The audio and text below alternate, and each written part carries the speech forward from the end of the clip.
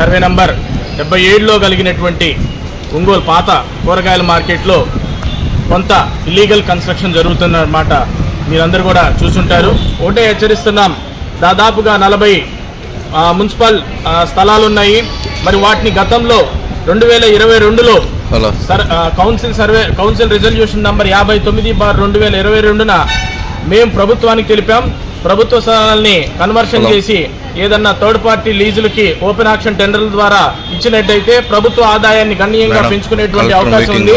మరి దాదాపుగా 53 సెంట్లో ఉన్నటువంటి స్థలానికి నెలకి 5 లక్షలు 6 లక్షల రూపాయలు మనకి లీజు వచ్చేటువంటి అవకాశం ఉన్నా సరే చాలా స్వల్ప అద్దెలతోటి దాదాపుగా ఒక 20 నుంచి 30 వేల రూపాయల లోపల వచ్చేటువంటి అద్దెల్ని నియమించి కొంతమంది కట్టబట్టాలనేటువంటి ఆలోచనలు మున్సిపల్ అధికారులు చేయడం జరుగుతుంది.